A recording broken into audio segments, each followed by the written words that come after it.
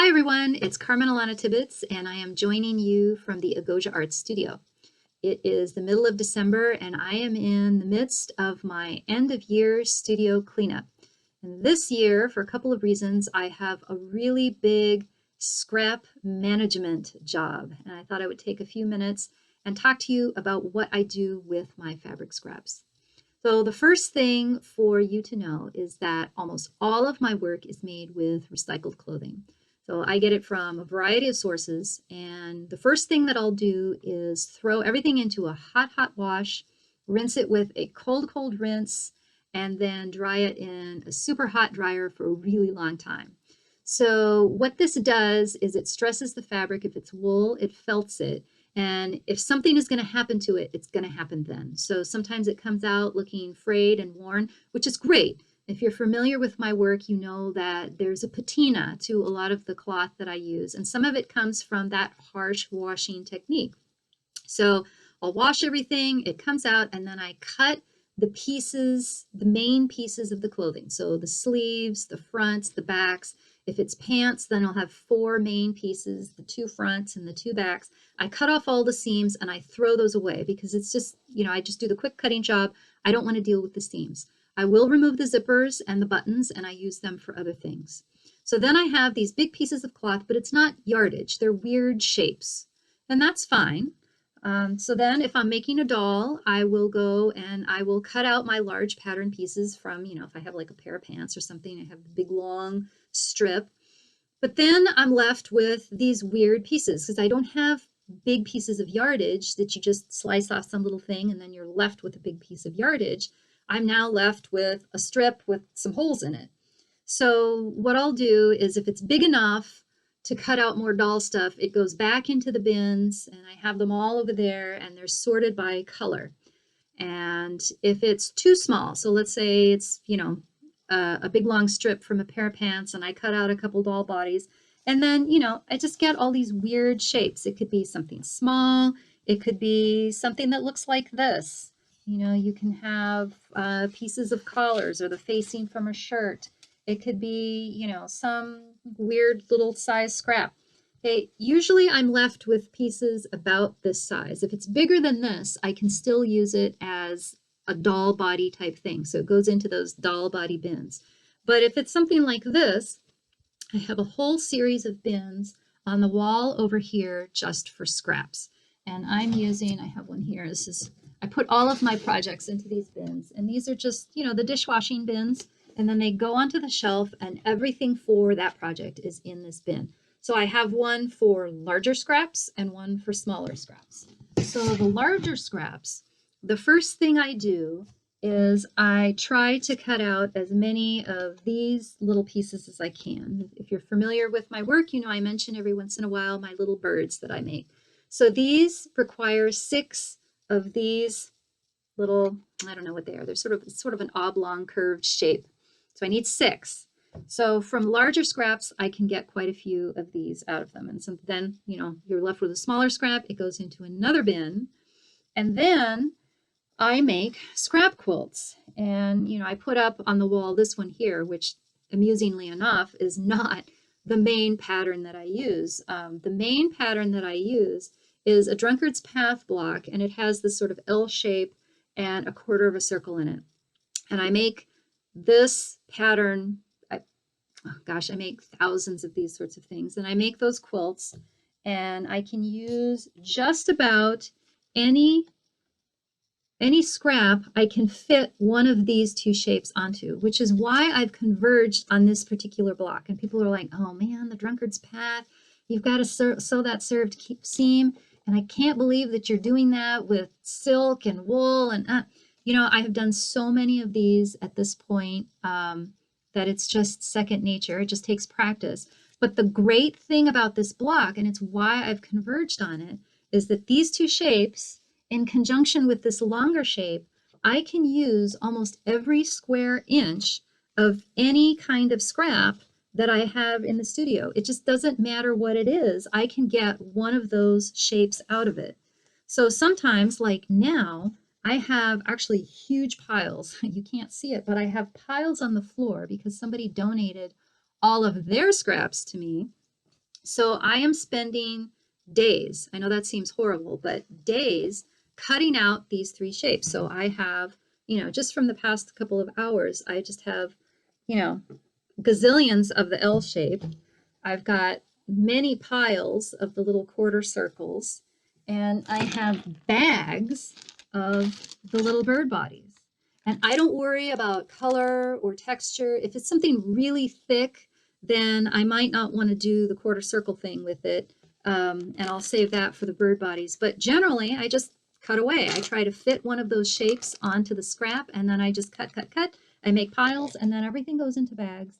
Then I know that, if there's a day when I'm bored or I don't want to do anything or I don't have any ideas, all I have to do is go to my bags full of stuff and I just start sewing. And it's kind of pleasant to have that sort of mindless sewing where you just sit there and you're stitching away, but it's all going towards something. So with all of these little pieces, I can make all of these little birds, and these are best sellers at many galleries across the country.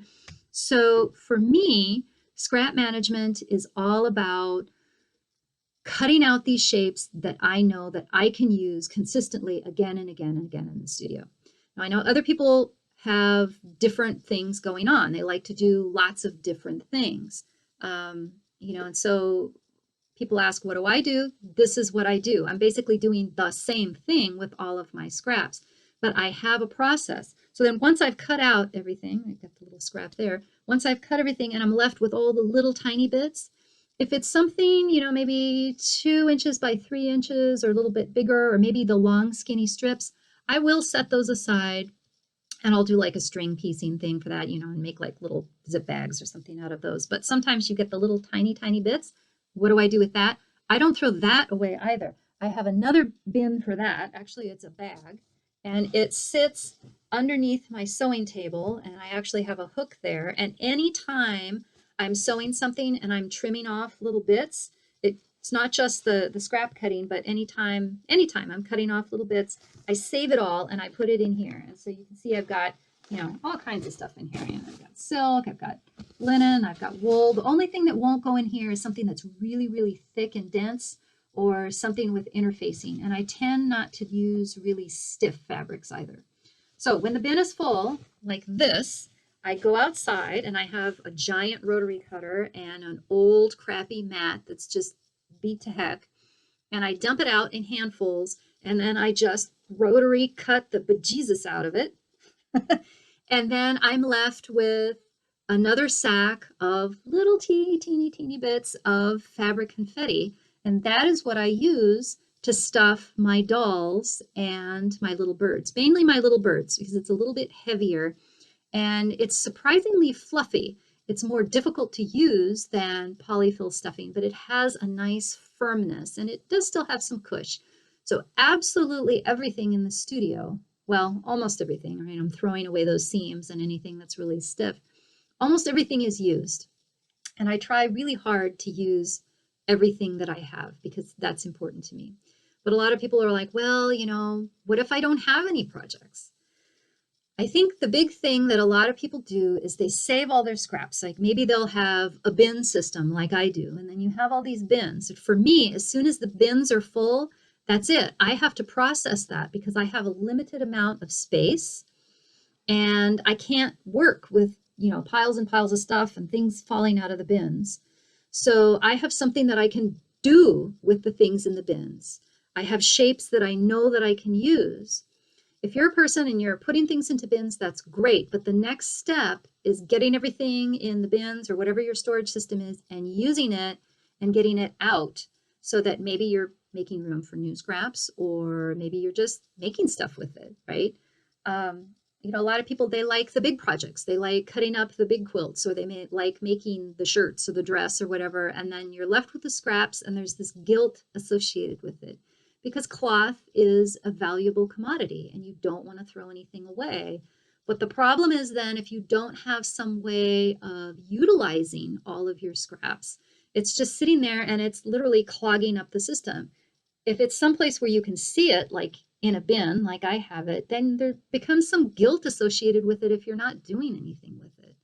So if you don't have some way to get it cut up and made into something new, and then importantly, out of the house, right? So think about it. Is there something that you could do with it? And maybe you would always have these things to give to people. Maybe it's baby quilts, maybe it's lap quilts, maybe it's little handbags, maybe it's dog blankets. Who knows what it is?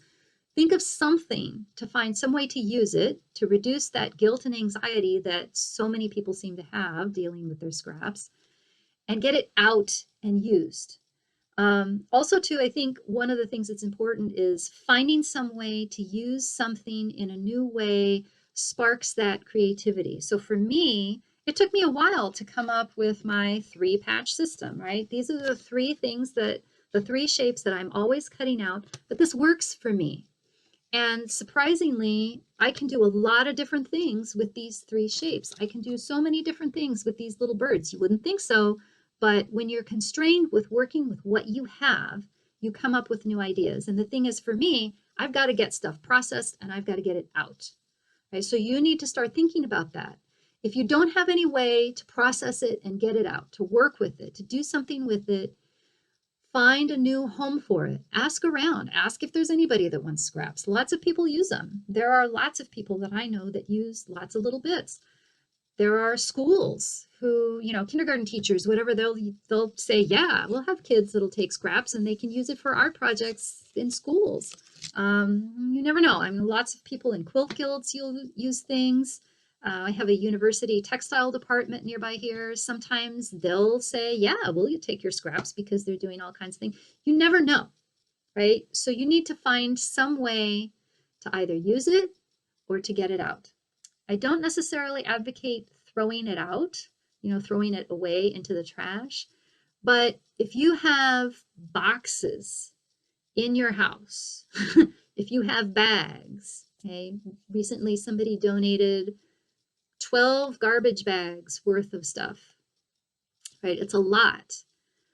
If you don't have anything to do with it, every time you look at all that stuff, you just feel this anxiety and things sort of close in instead of opening up and saying, oh, wow, I could do XYZ with it.